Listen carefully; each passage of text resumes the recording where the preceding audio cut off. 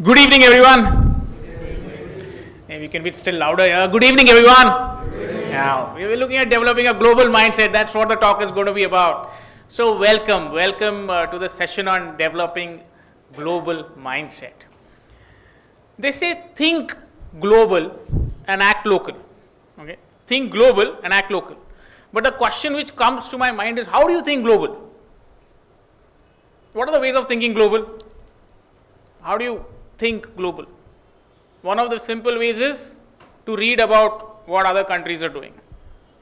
Another way is to watch videos, documentaries, movies, and understand the cultures of other countries. But if you really want to think global, you've actually got to go and live in those countries and understand what are the people of those countries like. And that is what our speaker for today likes to do, has been doing, and wants to do. Dr. Abhishek Nayak from our very own Ahmedabad city. Ahmedabad. So he's done his education out here. He did his engineering from Nirma University, then went on to do his MBA from Indian Institute of Foreign Trade in Delhi. And that's where it struck him that he has to do something different. He doesn't like that 9-to-5 job. He wants to travel all over the world, and yet he wants to be connected with people. So how does he do it? So currently he's an assistant professor in marketing department at the Amsterdam Business School. Now before this, he completed his PhD in advertising strategy and marketing analytics from IE Business School, Spain. He has taught courses in the digital marketing field in 10 different institutions in 6 countries across Europe, Asia, and Latin America. So that's about his professional side. But what is his passion? What does he really like to do? So apart from research and teaching, he enjoys traveling, and he has been to 57 countries so far. He likes to share his experiences, and that's what has got him out here, where he would like to share what is it like to actually travel to almost a fourth of the world's countries, understand those people, what do those people do. And he's also looking at, he'll help you develop a career path which will support. So if you want to travel across countries, how do you do that? What do you do? What are those countries like? So that's what he's going to share with us today. So I would like to welcome Dr. Abhishek Nayak with Abhishek, welcome to AMA. And I would ask him to share his experiences. Well, thank you so much, Manish, for this. Thank you so much, Manish, for this brilliant introduction. And I would like to thank AMA for organizing this little talk for me. I think it's a very nice opportunity for me to share my own experience and have an opportunity to talk to all of you. So I hope you know that this talk is about people who want to travel a lot. So let me ask you, how many of you have traveled outside India? Wow, very nice. And how many of you who haven't traveled yet but really want to travel? Very nice. And how many of you travel regularly? Nevertheless, maybe it could be in India as well. So you travel regularly, at least 4 times a year, something like that? No. It's too much, 4 times a year? Once or 2? It's good to start. Because we only 1 or 2 vacations.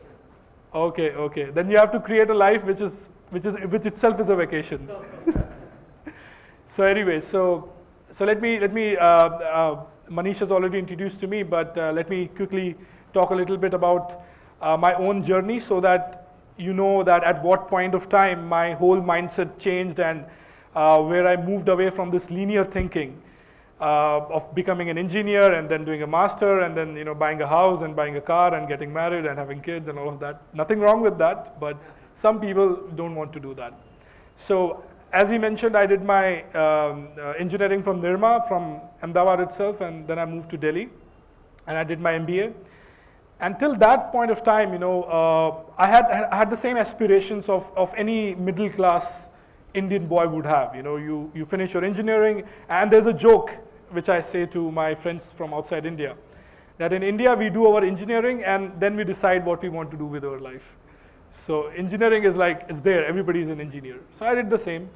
I did my MBA, and until that point of time, I had this whole idea that I wanted to stay in India, work in India, be here, and have this linear way of thinking.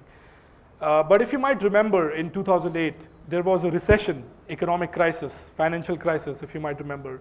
Lehman Brothers, there was a bank which collapsed, and then in 2009, a lot of companies were not hiring people. So the same thing happened to me when I finished my MBA. So instead of getting a very nice job, I did not get a very good job because the companies were not hiring. So because of that little thing, I had an opportunity to go to Finland. If you know, it's a small country in the north part of Europe. My friend was living there, and he said that, why don't you come here for 10 days, just see the city if you like it or not. So that was the first time I went outside India. I was 25, around 25. And first ever time I saw snow in my life, -5 degrees and everything. And that was the time, when you have this eureka moment where you feel that your life is going to change and it's not going to be same anymore. So that was the time I decided that this is what I want to do in my life. I want to continue traveling. I want to see the entire world. Not even a single country I'm going to leave. It might sound a little bit political, but I will go to Pakistan as well one day. They say that Lahore mein chole bhature bahut achhe milte hain. To kyun nahi? Maybe after a few years. So anyway, so that was a turning point of my life, and then I got an opportunity to do my PhD in Spain. Has anyone of you been to Spain? Very nice. Where did you go? Madrid and? Valencia. Very. Also in Ibiza. Very nice, very nice, very nice. So you must have seen the movie. Which was that movie? Zindagi Na Milegi Dobara. So I think you should go and check out Spain if you get a chance to go to Europe. So I lived in Spain for 4 or 5 years. While I was working on my PhD, I also got an opportunity to travel a lot, because when you are in Europe, it's very easy to travel. It's as easy as going from Ahmedabad to Bhavnagar. And in the same time, you can cross another country. No problem at all. In 2 hours, you can go to Portugal, and in few hours, you can go to France. So it's very easy to travel. So it was a sort of a journey for me. On one side, I was developing myself professionally, which eventually after finishing PhD, I became a professor. So on one side, I was developing my career, but at the same time, I had sort of a personal journey going on where I was becoming more and more aware, more and more open-minded, more and more accepting of other people's culture. Because when you have lived only in one country, you haven't seen how other people live, and then you have some kind of a bias towards your own way of life. You feel that your own way of life is the best, and everybody else's way of life is not good because you haven't seen that. But once you start seeing that, you realize that inside everyone is same. The packaging is different, but inside everyone, most of the humans are same on the inside. So you get that experience once you start traveling.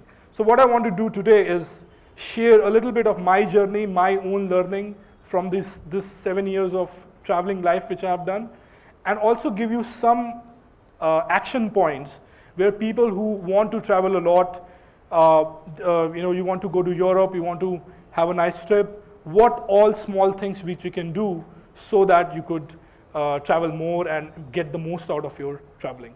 Okay? So let me just take this. So we'll talk mainly 4 points, and to be honest, slides are just there, but I want it to be more interactive. So slides are just there for the background, but if you have any question, definitely ask me, and I want it to be more interactive. So let's have a discussion rather than a speech, okay? So these are 4 points which I want to cover. One is, what is global mindset? Why is it important? How do you develop it? And how traveling forms the base of everything else. Because as he rightly mentioned, remember he said that you can read books, definitely you can know about the world by reading books. You can watch videos. Today we have YouTube and so many other channels. So even by sitting in India, you can really get a lot lot of knowledge about what is happening around the world. And also, now a lot of companies have headquarters or subsidiaries in India. So I'm sure, and you have Vibrant Gujarat going on. So a lot of people from outside are also coming to India. So I'm sure you have a lot of opportunities to interact with people. But the best way of getting the maximum out of this experience is to go to different countries and meet the local people. So that's why traveling is the basis of the entire, creating this entire global mindset. Okay? So let's see what is global mindset, what is the definition of global mindset. So global mindset is about thinking globally, both on a professional and personal level. So just because you have a business in which you are exporting or importing does not mean that you are entirely global. You know, you have to change yourself personally as well. What does that mean? What does that mean on how you can change yourself personally? So it is your ability to develop awareness and openness to be sensitive towards different global trends. So your ability to understand that why a German person is behaving like that. Why is he not behaving like an Indian person? Of course, he's not going to behave like an Indian because he is different, his culture is different. A French person will behave differently. The things which are accepted in our country may not be accepted outside. For example, and it's a very funny example, how many of you burp? Dakar kone kone aave chhe?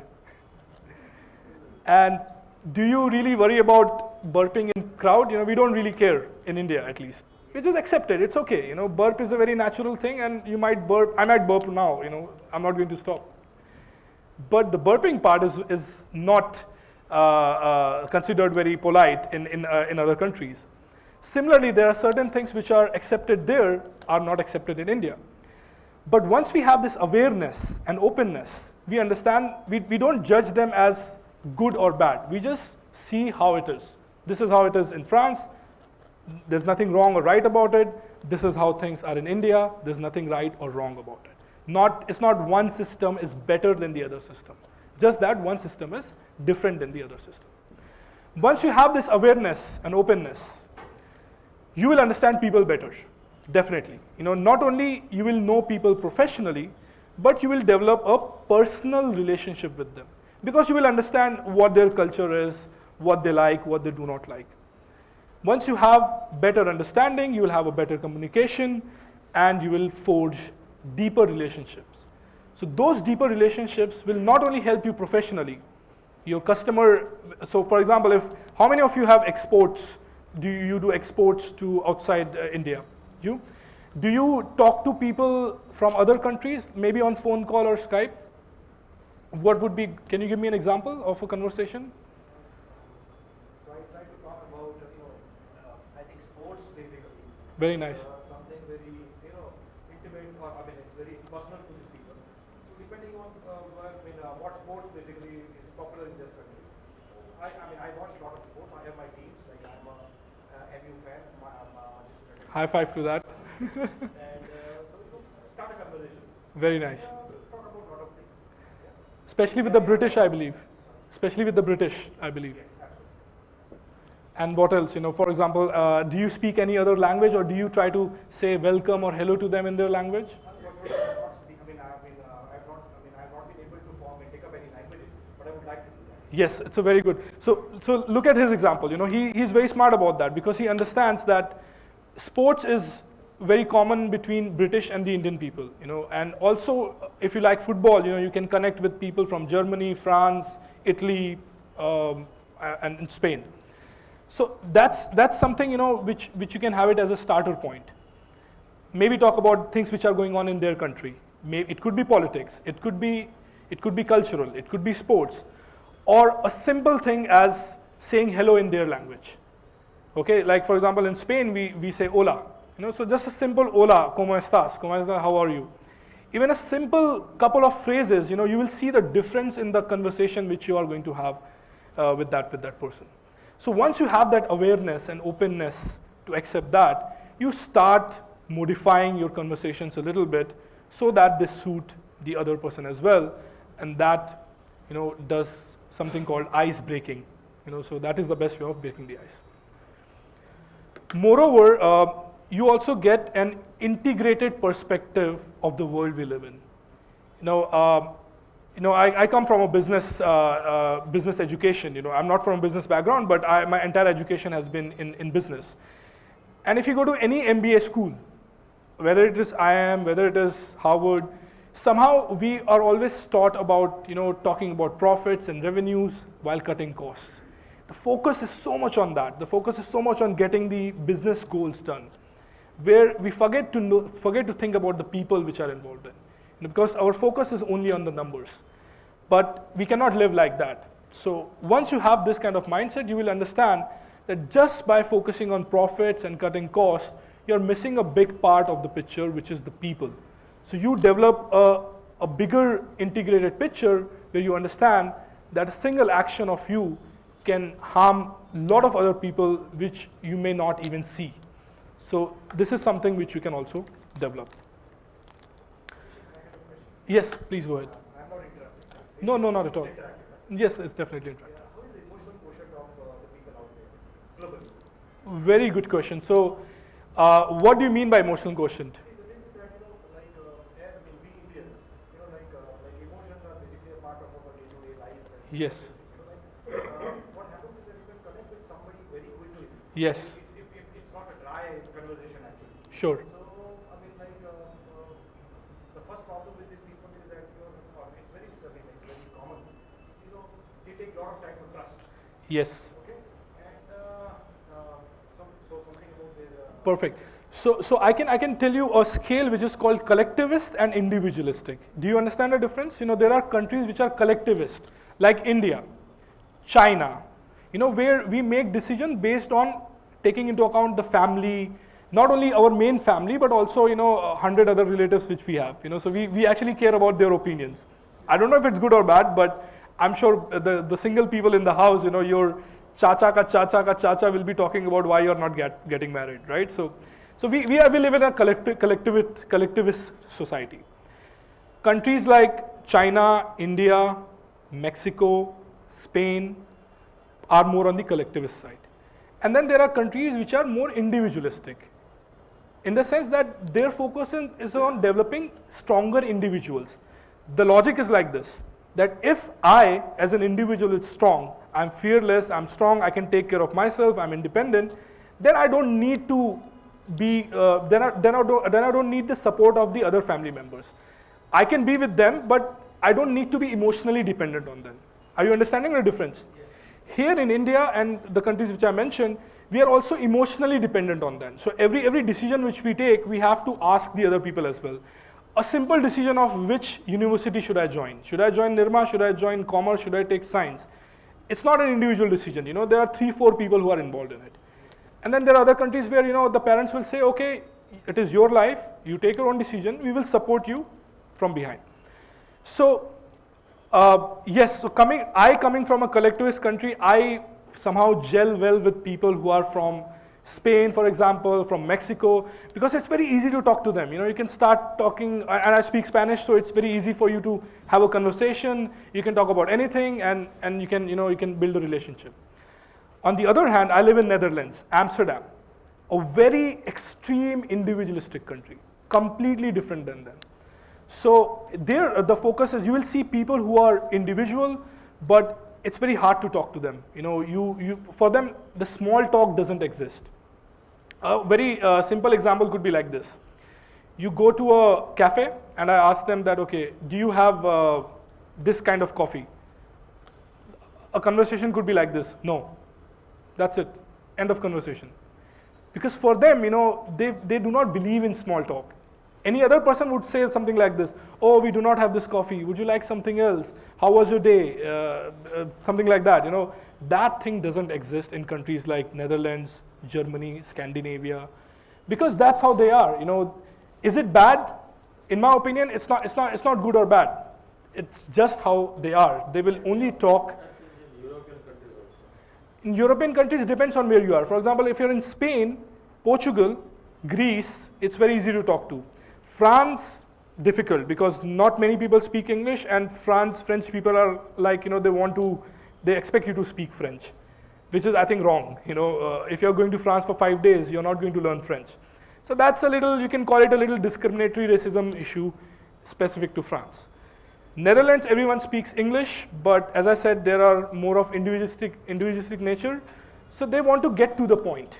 So I would call it a good thing because they are honest and straight. So if you're doing a business dealing with them, with people from Dutch, then you do not need to really talk about, how was your life, how's your life going on, how was your day.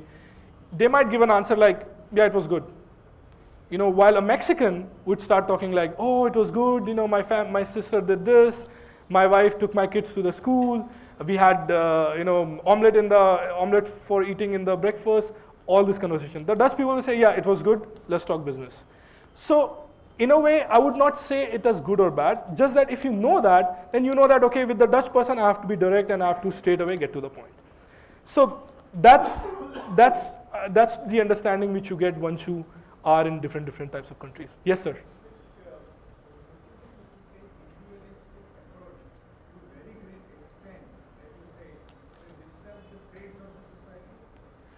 I agree, because you guys know what is empathy? Empathy, like there is sympathy and there is empathy. Sympathy means that, okay, I sympathize with you if something is going wrong. Empathy means that I'm able to step in your own shoes. That, okay, if something went wrong, I can feel that pain or happiness.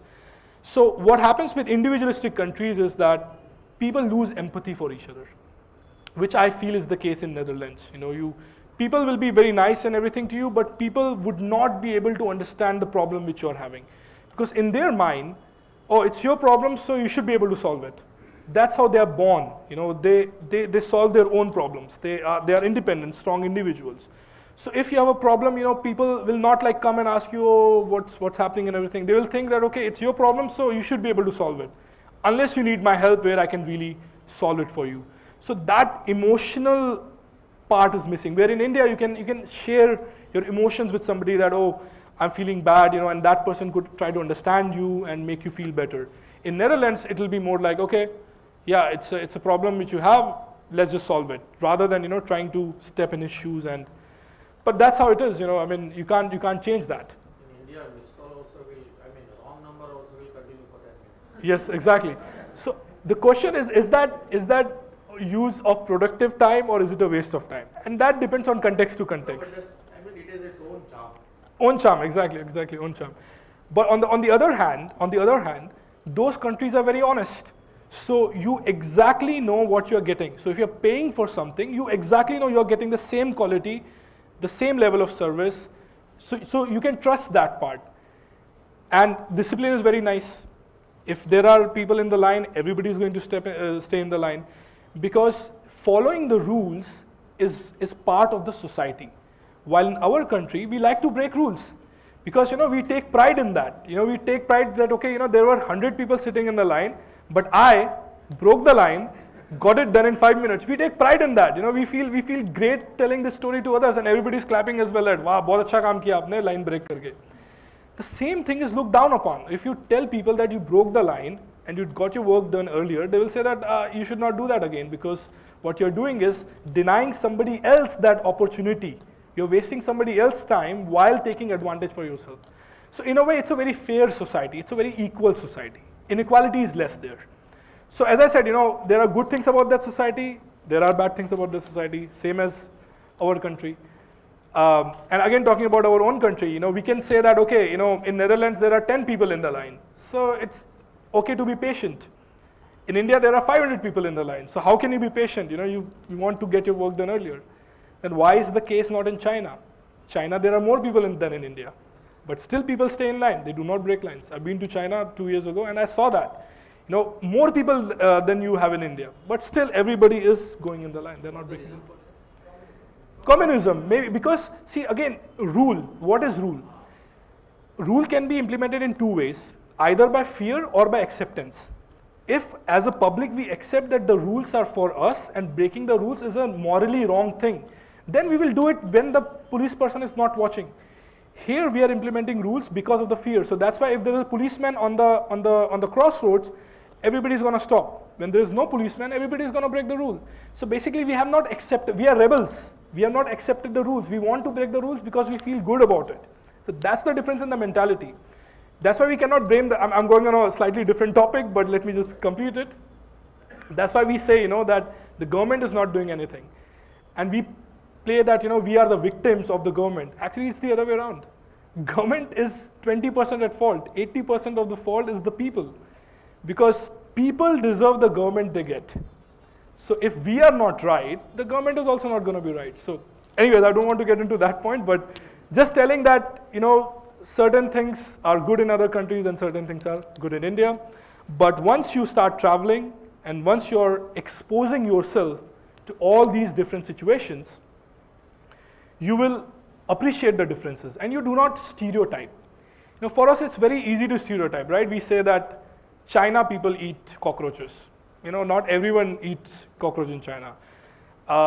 And it's not all, it's everywhere. Stereotyping is everywhere. French people stereotype Spanish people stereotype German people, and Dutch people stereotype Belgium people. So there's everything, there's a stereotyping going on. But once you really understand people and their culture, you understand that, the stereotype is partly true. And you do not need to do this big generalizations. Another thing which I want to point out is that in general, people focus on differences. So let me give a very good example from the Balkan countries. If you know Yugoslavia from the 1980s, so now you have Serbia, Montenegro, Bosnia, Croatia, and all those countries are called Balkan countries. So I was in Serbia in December, and I traveled to Montenegro and Bosnia and everything. So everywhere I go, I try to learn 10, 20 different phrases of that country. So I learned some Serbian, just things like hello, welcome, how are you, do you speak English, and all these kind of things. It really helps in connecting people. So I always learn like 20 phrases of any language. Then I went to Montenegro, and the language is same. It's exactly the same Serbian language in Montenegro, but they say, no, our language is different from Serbian. And I'm asking, how is it different? No, our language is called Montenegrin. That's why it's different. I go to Bosnia, exactly the same language, same way of speaking. Maybe there's a slight difference in the accent, just like speaking Kathiawadi versus, speaking Gujarati from, exactly, it's anyways the same language. They say, no, our language is Bosnian, we don't speak Serbian here. But I'm saying that, all the words are exactly the same. So my point is that people like to feel that they are different from each other, but in reality they are same. So once you travel a lot and once you get exposed to all these cultures, you start focusing on similarities rather than differences.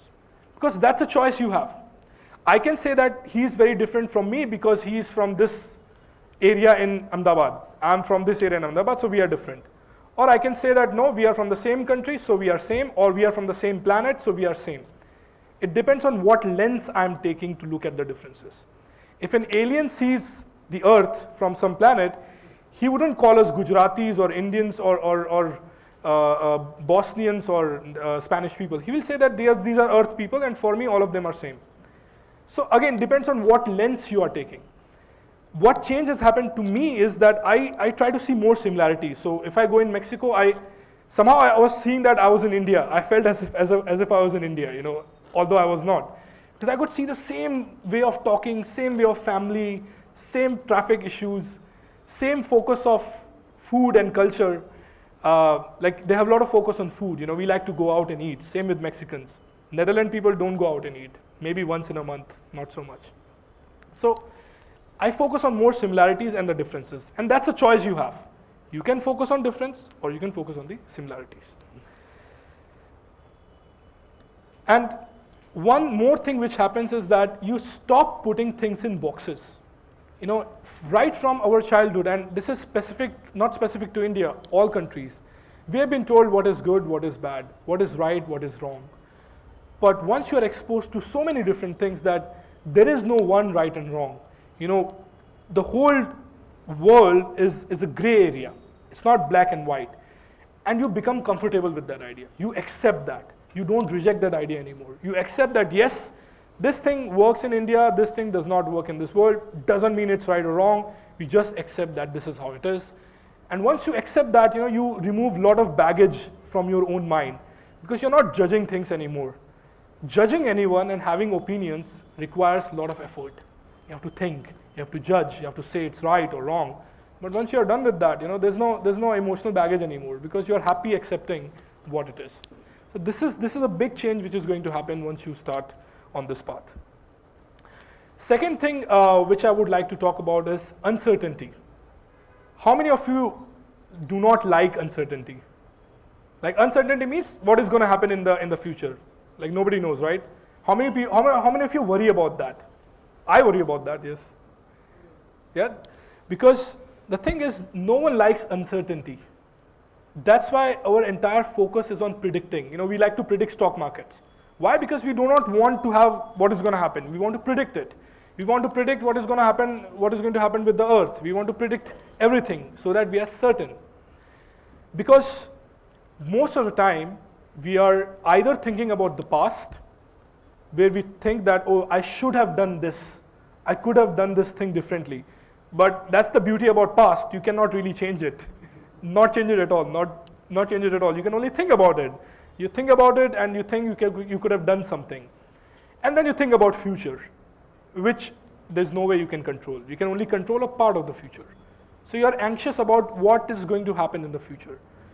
But you forget that the present is the only moment where you can actually take an action and change it. Past cannot be changed, future cannot be determined. No point in being anxious about that. So once you have this level of understanding, you focus more on the present and try to make things better in the present rather than thinking about the future and uncertainty which is going to come.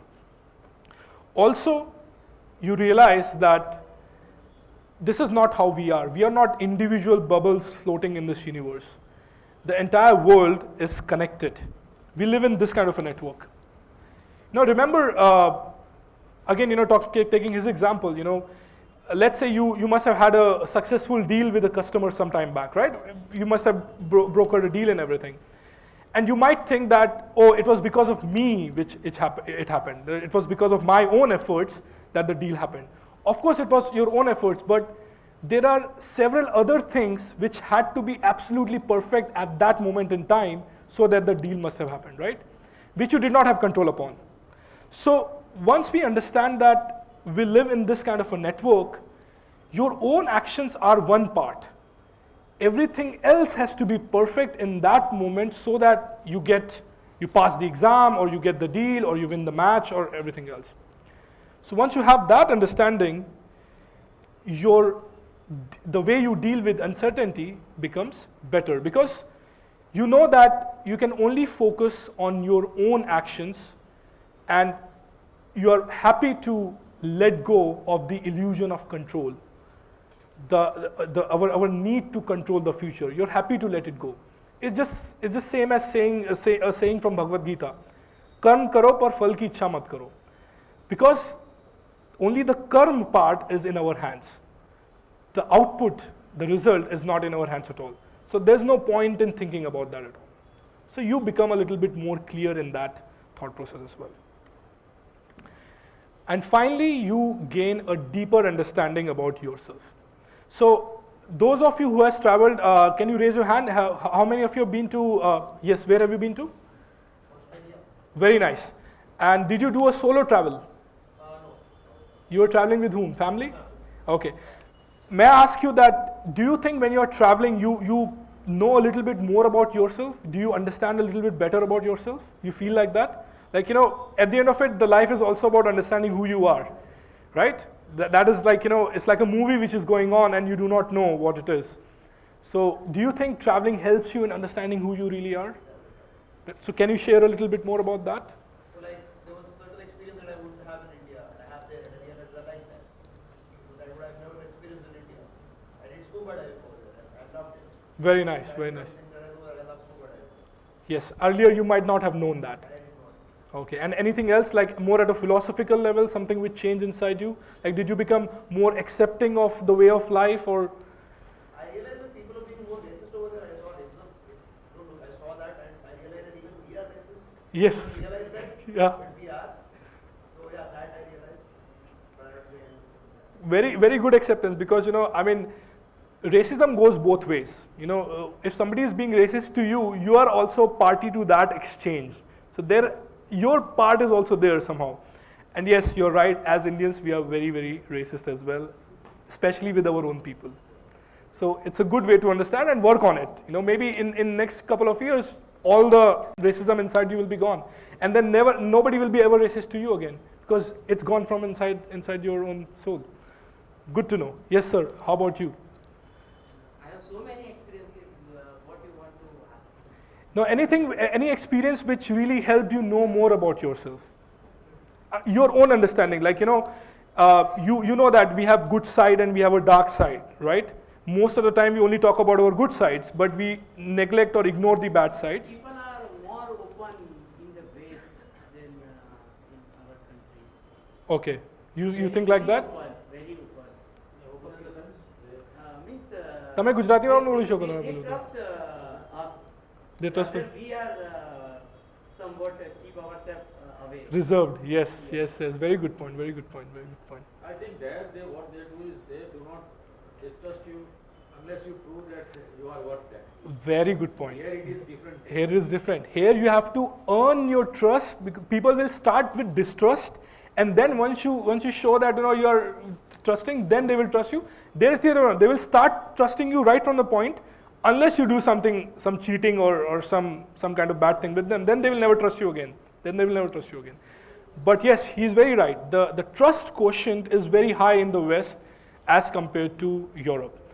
A very simple example could be that, for example, in Finland, a friend of mine forgot the laptop at the airport, and she went and then she realized after 2 hours that she forgot her laptop in airport. Exactly there, nobody took it. It was just there, and of course there are lot of factors of why that would not happen in India. We have inequality, and there is a lot of people who are hungry and everything. So we have reasons for that. But yes, he's right that in the West, people are more trustworthy than in probably countries like India or Mexico or Brazil. Why would that be? Population is definitely one big reason for that. Poverty, population. Yes. But So still, things are improving. yes, of course. I forgotten my laptop for 3 hours at Bangalore airport. I came back after 3 years. It was there. Only. Very nice to hear. Only he asked me that what is there inside. You just tell me as a proof. I said this color pen drive is there. He saw it. Next time I will use the example of Bangalore and not Finland. But it has happened 3 years. Very nice. Yes. But it too depends on the situation where you are. Yes. You was very lucky that you forgot at airport. What was the situation for that place was the railway station? Yeah. Possible. Absolutely. I mean it. There are security cameras. So people That is the point. the rules due to fear. What you said initially. Yes. Anybody else? Some. Different experience. Tell me. I was traveling from Varanasi to Mumbai, and I had a lot of luggage. So I had requested one of my fellow passengers that you kindly help me out. It was 2 hours before Dadar station. When Dadar station came, I just simply forgot. Okay. I had requested one of the colleagues. Now when I got down at Dadar, I forgot one baggage. Okay. Right, and I started climbing the staircase. Then I realized that I missed out. So straight away I went to the railway police, Okay. assuming that it must have been gone. Yes. So I went there and that fellow started asking me, give me details, whatever. In 10 minutes, that passenger came to me with my baggage and said that he forgot it. Very nice to know. It is happened in a railway station, Dadar, Central Railway, where there is huge amount of Things have improved in India also. Yes, absolutely. I mean, it's not that, yeah, as you said, it depends on the context as well.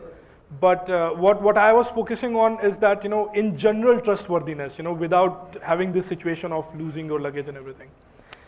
So anyways, the point is that once you start traveling, you know more about yourself. You start understanding your own part. Yes. you were saying something about the philosophical part about, Traveling, yeah. something which was going in my mind. Sure. Tell me. I somehow feel that I've been to US couple of times.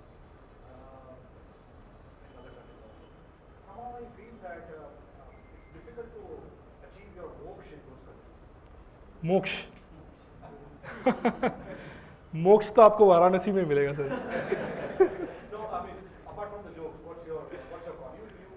What's your call? Yes, I mean, again speaking from my own personal experience, yes, I miss India all the time. You know, I mean, I would say that. Are you like? Let me just get it right. What do you mean by moksha? Yeah, exactly. Inner peace. That's what you mean by inner peace, or is that what you want? Not inner peace, it's basically like, It's the freedom from cycle of birth and death. something like that. Yes, See that is location independent. Wow, oh, that you can get it in. Because we believe in rebirth. Yes. So we consider rebirth after death. So most typically means freedom. Means now we have not to take rebirth. Yes. That's kind of it. So that depends on what you have done in this life, right? So if you still haven't let go of your ego, you know, killing the ego is the way towards moksha. So if you're still thinking as I, and you think more about yourself, then I think you'll come back again. That's my guess.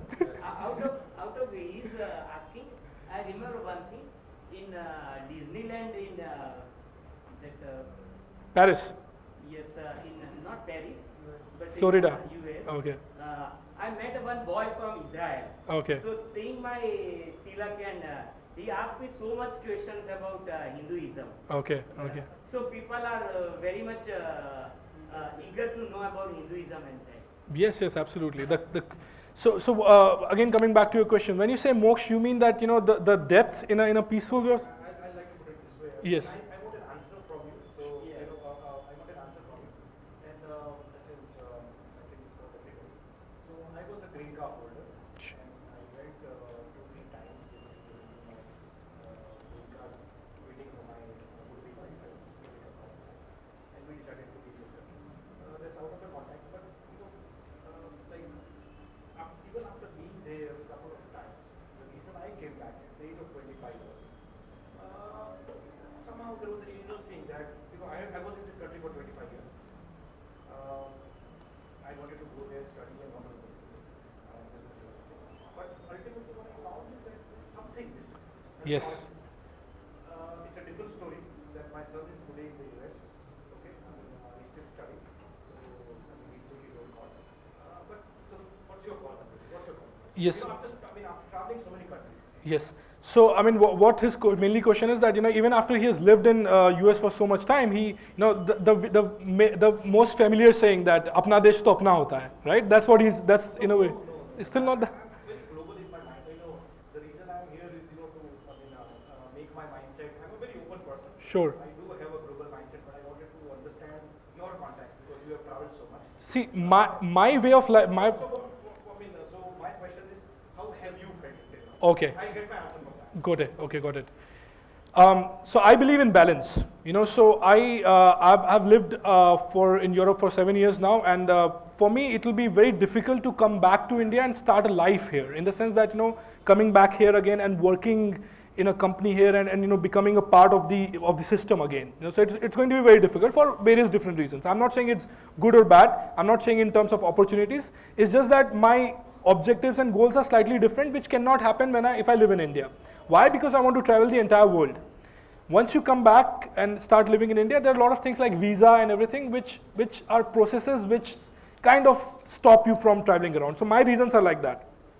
Secondly, talking about the emotional part of being connected to India. Yes, so that's where I have a gap inside me when I live outside. I cannot, you might say that it's just food and you can get food anywhere, but it's not just the food, it's just the way of life where you're sitting with friends and talking with family and everything. That's something which I do not get there. So how do I balance it? I come to India every year for 2 months, minimum 2 months, 1 month, 2 months at least. So right now I'm here in Ahmedabad. This time I only came for 25 days for whatever reason. But whatever I miss in that 1 year, I try to do it here. So every day I'm meeting my friends. My friends are also this kind, they're happy to meet every day. I'm spending time with my family and eating different types of food and meeting my relatives. Now, of course, those 2 months are not sufficient enough for the entire year, but it's a trade-off. If I do not do that, if I live in India, then I'm missing on the different experiences of the world. So in order to get that and also stay connected to my own family and my own country and my own culture, I do this trade-off where I come to India for 2 months where I'm not really working a lot, I'm just immersing myself here. So that's my... Does that help your soul? Yes, definitely, definitely. In fact, India is like the cherry on the cake for me. You know, I spend my entire year traveling, working, and I'm like so tired, missing home. After October and November, I start missing home all the time. I'm homesick. So India is like this healing process for me. I come back, no work at all, getting all positive energy from the family, meeting my friends, and it happens at the end of the year. So it also heals me from inside, from whatever work and stress I had, and also gives me a path for the new year, like new aspirations, new ambitions. So it's like the cherry on the cake, and it works perfectly for me. God forbid, in the future, if something happens to my parents, touch wood, it never happens, but if for whatever reason I have to come to India and stay with them for 4 or 5 months, I'm trying to create that flexibility in my life that I'm able to do that without compromising my career chances. So I'm working on that path. So I think that balances me and gives me enough rejuvenation for my journey. Does that answer your question, partly at least? Yes, okay. We can still talk about it after this thing. Yes, absolutely. So anyways, so coming to this point, you know, getting your own understanding is very important. Most importantly, accepting your dark side. You know, who is a whole person, a holy person? Holy person is not that person who only has a good side and has killed or taken away his dark side. No, dark side can never go away. Can there be shadow without existence? Or can there be existence without a shadow? No, the shadow is part of you. Shadow is the dark side. So dark side can never go away. The idea is to reconcile, to accept it and, you know, develop your good side, but also work on developing your dark side. So I think once you are on this path, you're traveling, you're meeting more people, you sort of become a universal being whose identity goes beyond caste, culture, country, profession. For example, today, even if the moment we talk to somebody, you know, what are the questions we asked? Su karo cho tumhe? Right? That's what we ask, and then we slightly judge them. You know, okay, you are doing a business, so yeah, you must be having more money and everything. Oh, you work in a bank, okay, you must be having a service kind of life. We don't think about it, but we automatically do that. Everyone does that. Everyone does that. Let's not be shy from it. So once you go beyond this, you know, you do not judge a person by simply looking at what's his name or what's his profession or which country he comes from. You give them a benefit of doubt and you try to understand them in a better way. Now the question is, how do you develop a global mindset? So now we talked about a lot of things about why it is important, what are the benefits, how it changes you. Now the question is, what can you do? How to develop a global mindset? The first step is to know whether it is really for you or not. I mean, not everyone has to do traveling. Not everyone has to be crazy about traveling. But I guess you are here, so you really like traveling, like most of you like traveling. And I'm not saying that this linear life where you are having, you're not having global exposure, you are just working and, you know, getting married and having kids. I'm not saying it's bad. For some people, that brings happiness. Nothing wrong with that. You know, for some people, other things bring happiness. So the question is to decide whether it is for you or not. Are you ready to make sacrifices to have this kind of a life? The second thing to know is to understand your primary drive. Like what you really want. Like why do you really do things? So let me ask, how about you, sir? Would you like to answer this? Yeah. So what is your primary drive? Primary. Drive, like why do you think? Like what is your motivation? So let's say you are here, you know, you are working, you are doing whatever in your life. What is the thing that drives you? Why are you doing that? I'm a retired government officer, so to pass time in a best way. Enough I have bread and butter. But now a gentleman is coming who has a good knowledge of the world, global views. So to get idea about those points, sharing from the speaker. Okay. That I came. Peace of mind. Peace of mind. happiness, to be useful to society, family. These are all aim of the life. Okay. And anybody else? Yes, sir. Amsterdam Business School, Institute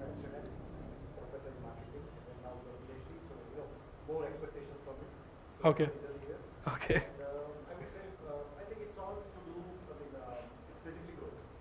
And you're perfectly right. Like you're moving around the world. I also want to cover as many countries as possible. Sure. And I think it's all about growth. So growth is your drive. Just growing yourself professionally, personally, just becoming a better version of yourself than you were yesterday. So that's your primary drive. Very nice. In a word, one word, what you said, to be a better Version of than yourself yesterday. than yesterday. Very good, very good. And it could be in various types. It could be in terms of knowledge, could be in terms of money, fame, power, whatever. Anybody else? Yes, sir. Yes. Very nice. I like to listen more about that.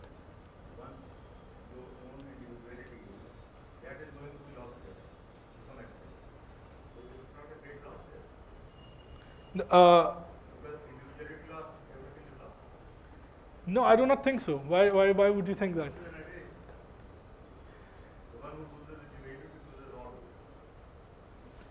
But what do you mean by individuality? Do you mean losing ego or losing yourself or?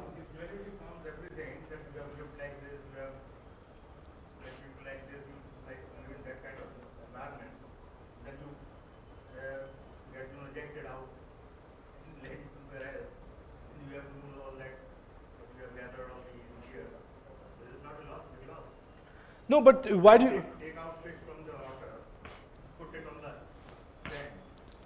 No, but why do you have to lose your individuality? You can always make it better, right? I mean, so taking an example, I grew up in India, so I learned all the good things about India. But at the same time, I'm not losing my individual self coming from India. I'm just topping it up with all the good things which I've learned from other countries. So in a way, I'm not losing my individuality, but I'm just making it slightly more broad by. Huh? Developing my Indian. So I'm not losing my. So I'm not going to become un-Indian. I'm always going to be an Indian, but with an experience of topping it up with, let's say, I learned good things in Spain. So why not inculcate that in my own personality and life? Similarly, I learned good things in Netherlands.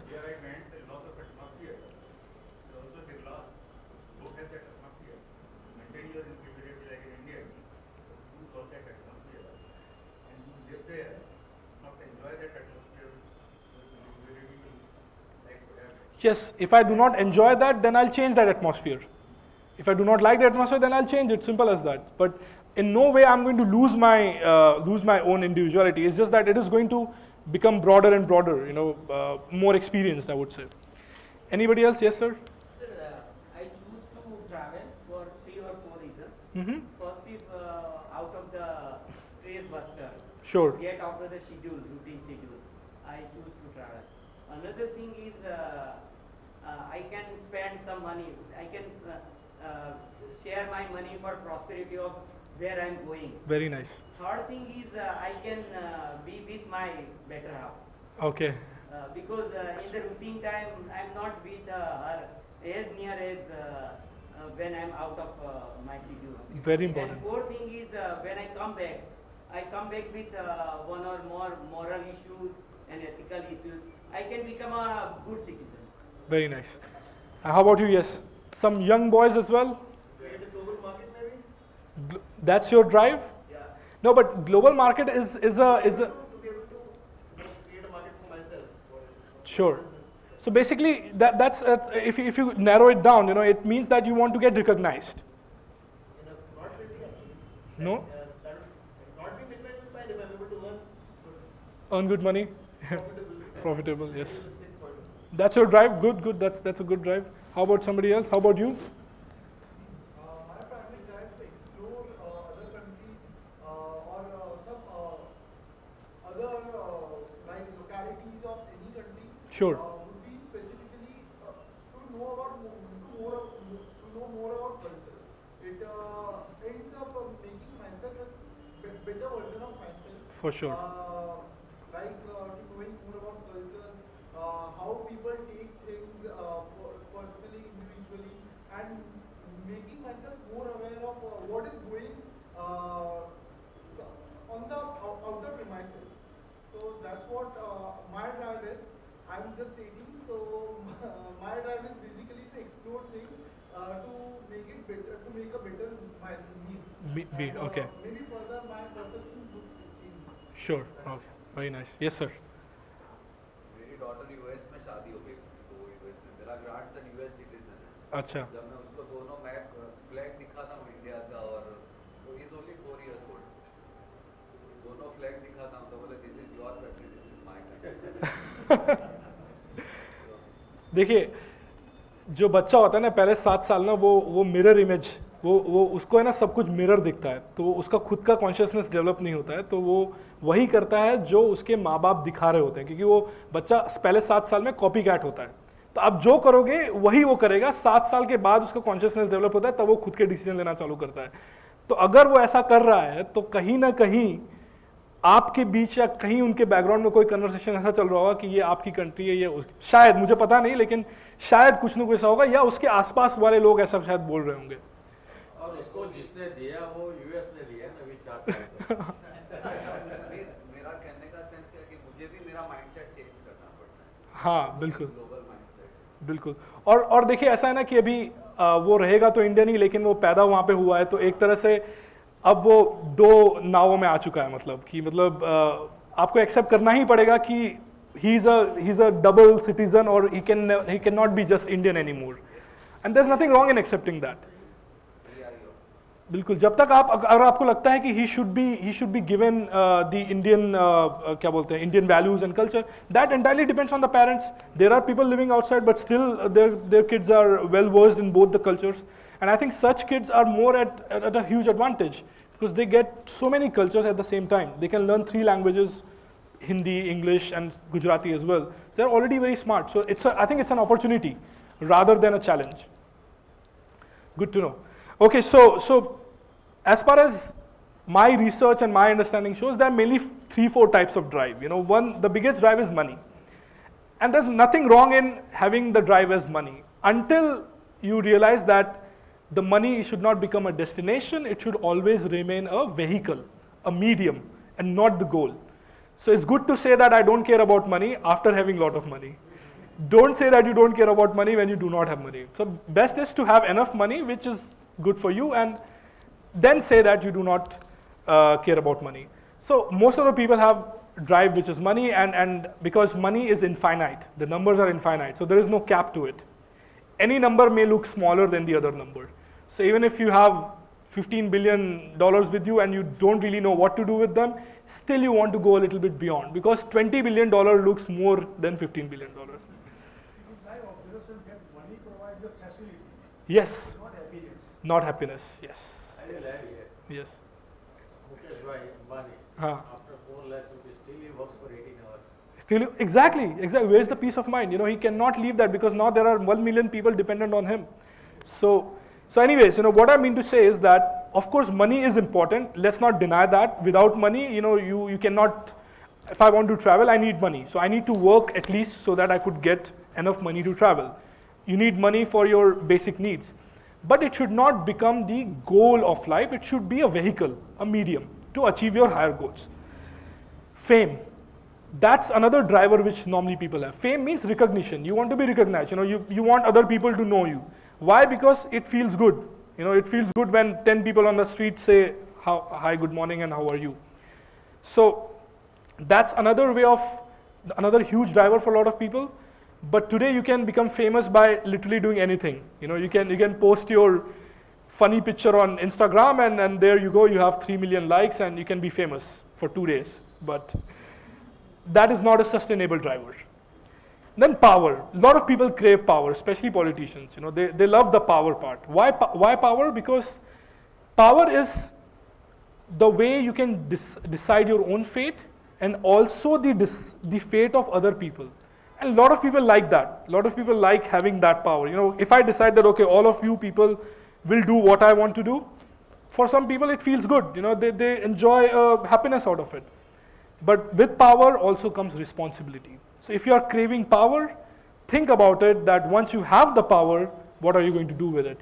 Are you going to sleep nicely 10 hours while worrying about all the people you are controlling?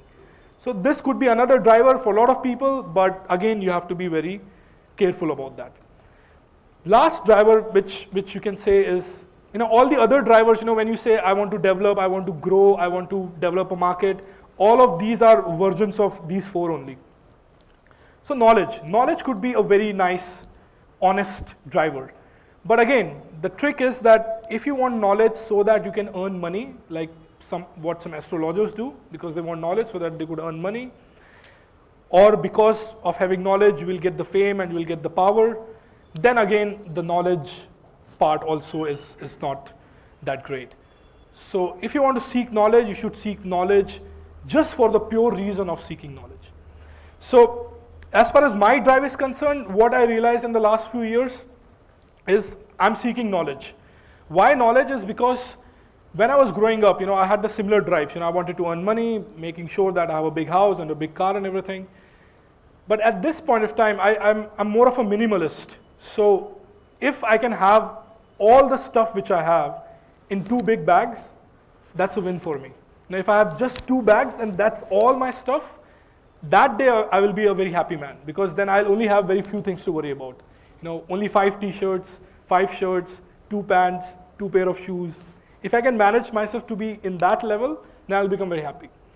So when I realized that I am earning enough money to take care of myself without having these flashy desires, because I don't have them anymore. I don't have that desire of having a big car.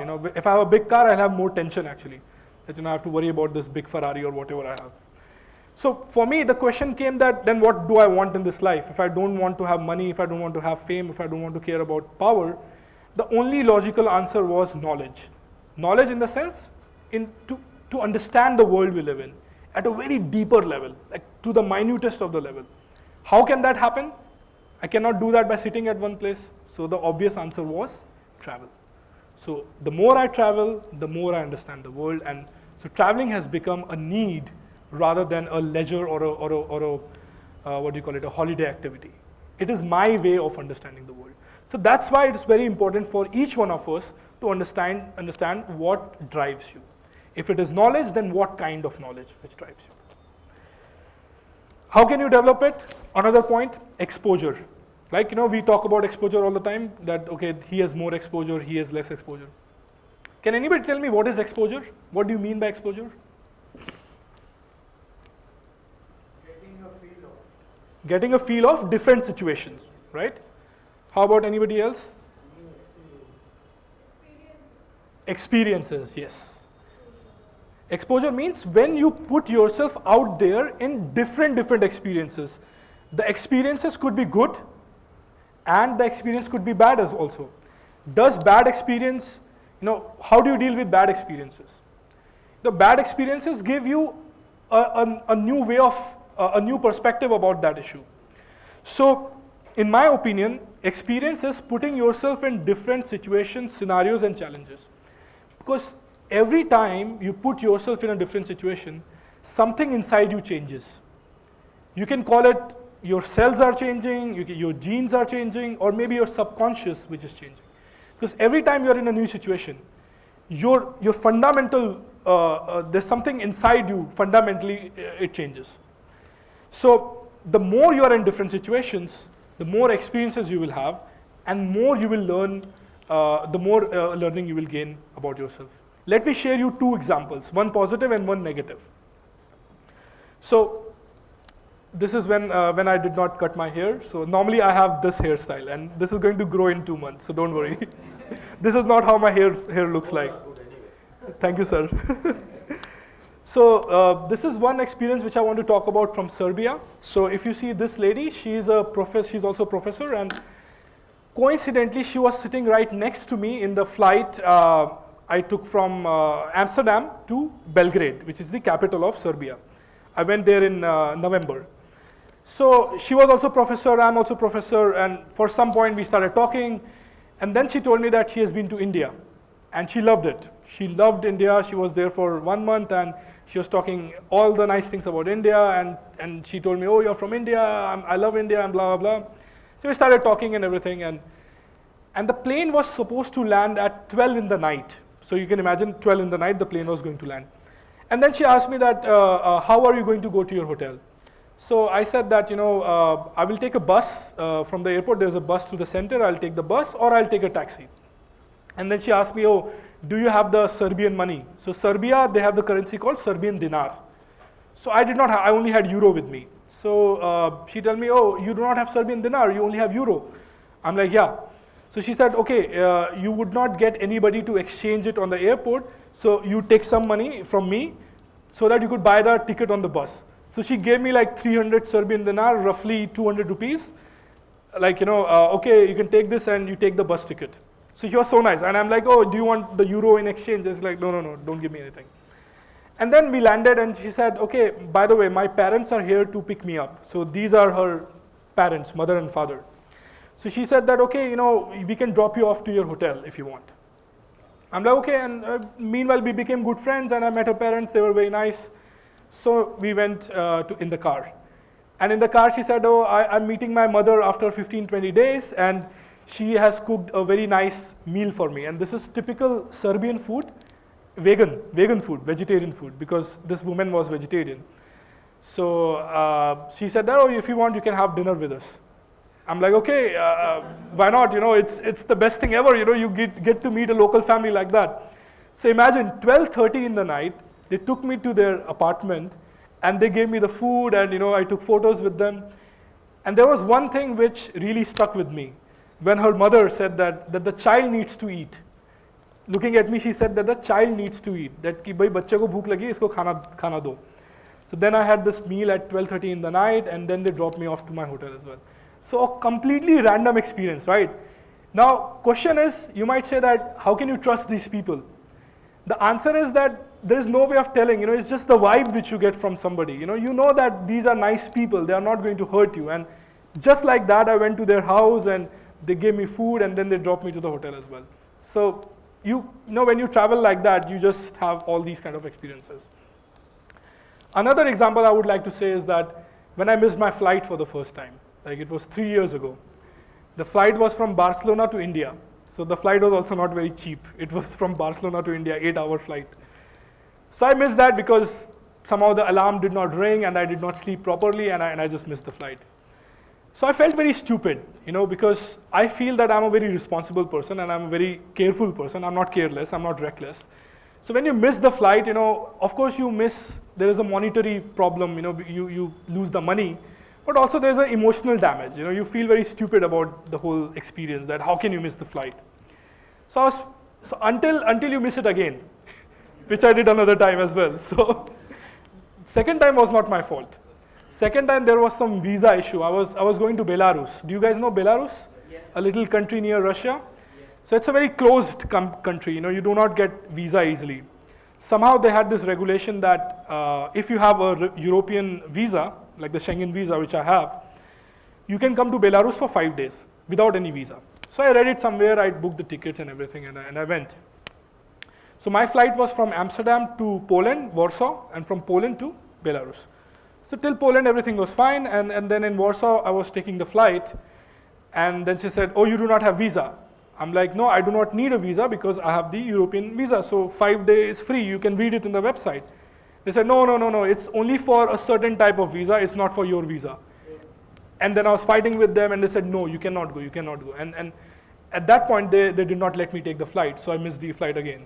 So of course, I was very emotionally drained and I was feeling bad. But then I realized one thing, that there's going to be error rate in everything. There's going to be an error in everything. If you're going to take 100 flights in your flight, you're going to miss 2 of them, right? It's okay to miss 2 of them. So then I realized that, okay, it's, now I've been to 2 difficult scenarios, losing a flight in Barcelona and losing a flight in Belarus. So then I realized that the emotional part is my own thing. Any problem which can be solved with money is not a problem. So why to worry about it? By worrying about that problem, I was killing myself 2 times. Once I missed the flight, and the second time I was worrying about it. All I had to do was just pay this extra ticket. Okay, money is gone, I'll earn it some other day. So to be honest, now if I miss a flight, I'm not going to be so emotionally stressed and anxious. I'll just take it as a blow and move on. So good and bad experiences both teach you something. So exposure, how can you develop? By thinking or doing. Thinking is reading books, watching videos, or meeting other people. But it's the doing which is really, really important. Why we respect entrepreneurs? Idea, everyone has an idea, right? If I ask a business idea, everybody can write 5 new business ideas. But the people who actually implement the ideas are the ones who are respected because they are the ones who are really doing things. So having an idea is nothing. Doing it is very, very important. Similarly here as well. Just by reading books and watching YouTube videos, you are thinking and you are changing your mindset. But unless you do it, it is never going to work. How do you do it? Now people are not going to come and meet you. You will have to go and meet them. So the only option is traveling. So that's why traveling forms the base of everything. Without traveling, no matter how much books you read, you cannot understand the other people. You have to go see them in their environment, then only you can develop that. So coming to traveling, let's talk about what kind of traveler you are. How much time do we have, by the way? Oh, we have 10 minutes? Okay, good. So in my opinion, there are 4 kinds of travelers. One is the tourist.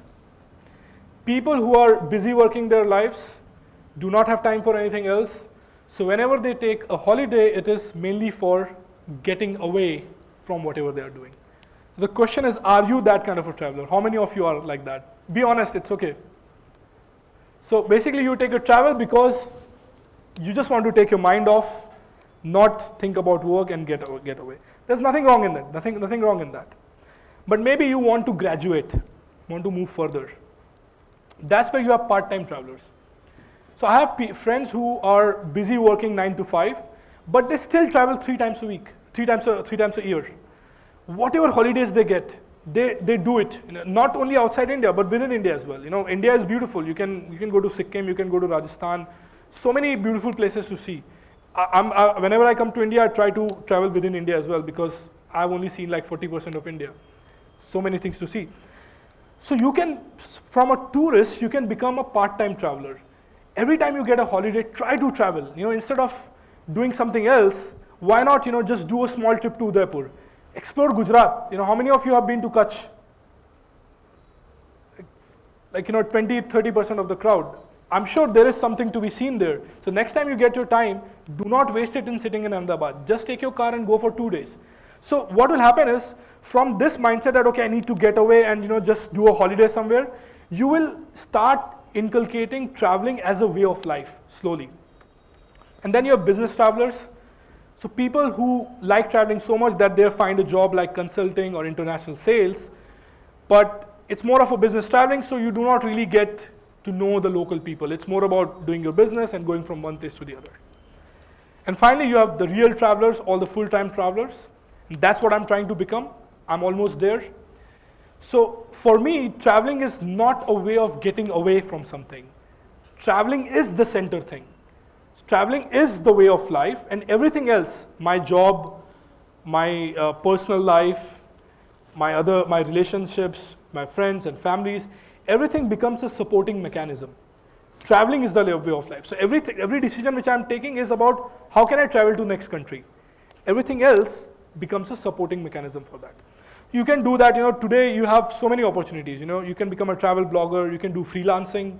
Freelancing is the best way of life in my opinion. You work for 6-7 months, earn your money, and rest of the time you explore other, read another book, learn something new, or just not do anything.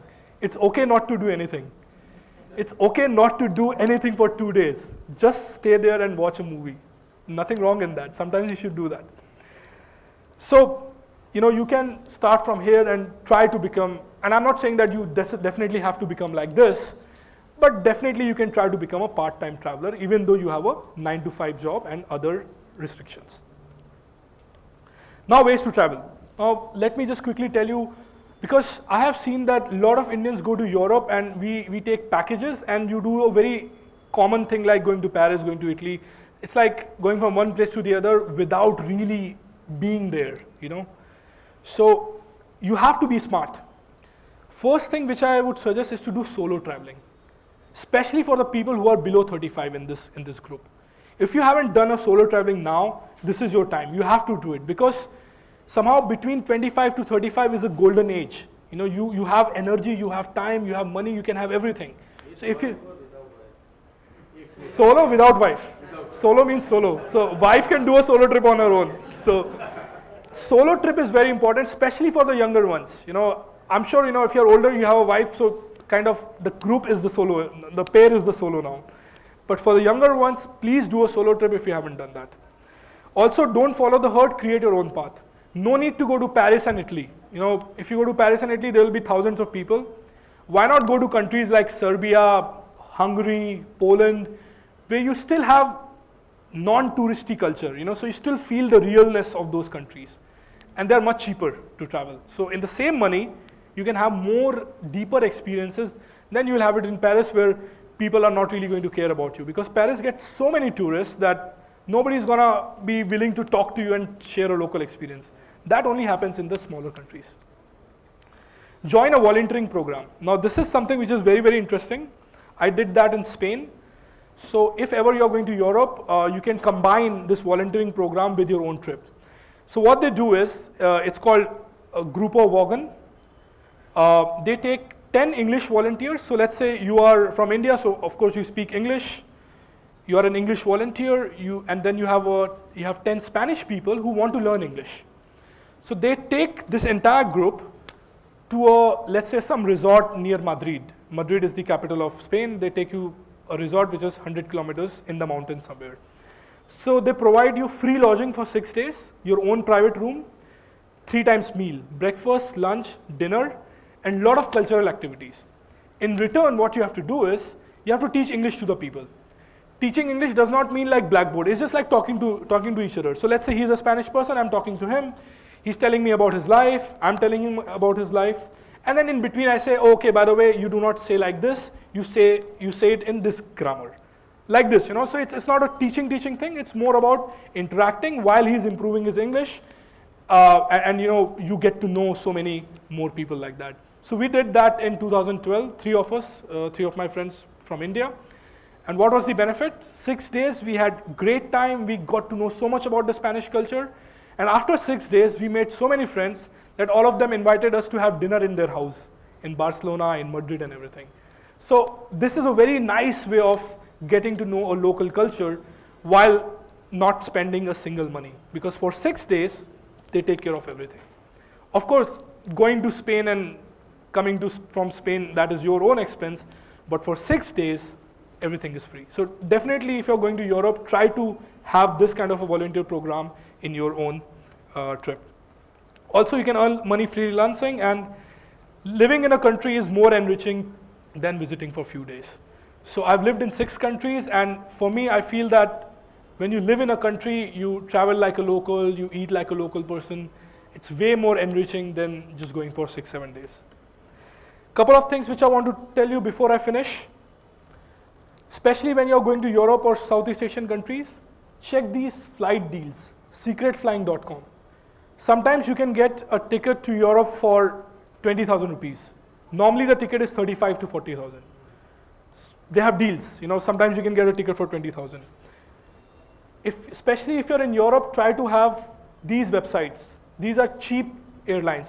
Do you see this? This is 10 euros. I bought a flight from Budapest to Podgorica in December. This is Montenegro, capital of Montenegro, for 10 euros. 10 euros is 800 rupees. 800 rupees you are getting a flight. When will you get that in India? Never.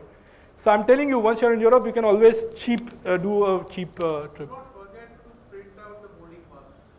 Yes. I missed that and I have to pay 120 euros for that. Now, whose fault is that?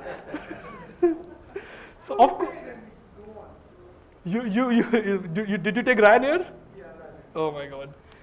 From Valencia to Visa, we have to pay that. See, now you don't have to print it. You can show it in the app. Yeah. When was it? It was in 2012. 2012. Yes, at that time they had to.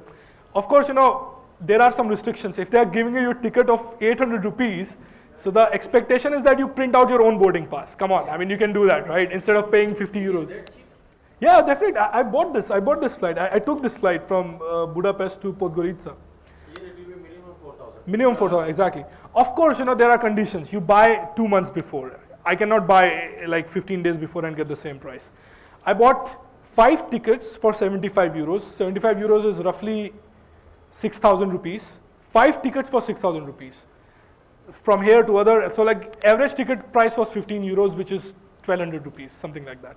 So you can technically do a very cheap Europe trip. So all those package people who charge you 2 lakh rupees for 10 days trip, never take them, please. Don't take them. They are overcharging you like anything. And there's another option which you have. So anyways, last thing is keep investing in yourself. This is a long process. Learning new languages will always going to help. You do not have to learn the entire language, but at least learn 20, 30 words. So if you're going to Spain, it's very nice if you say hola and como estas to people, which is hello, how are you, rather than trying to say in English because they will not understand you. So it's respectful as well to those people if you try to speak in their language.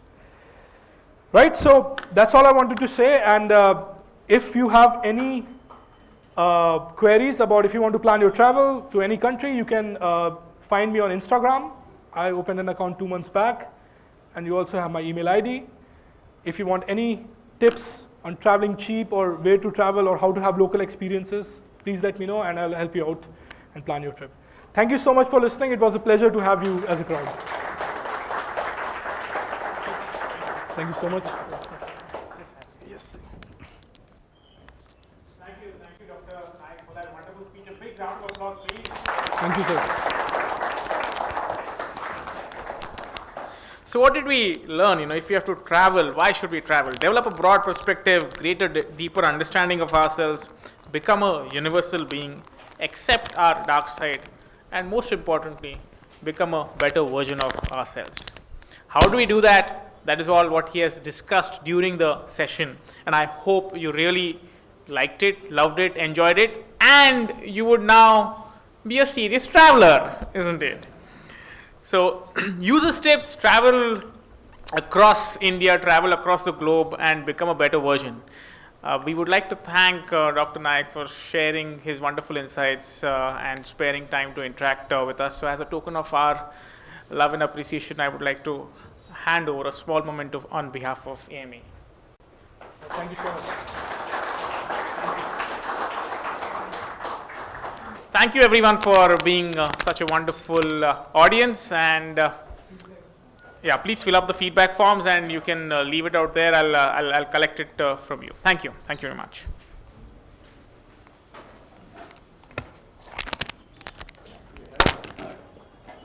Yeah, myself Shambhag, I'm a retired superintending engineer. Nice to meet you. I don't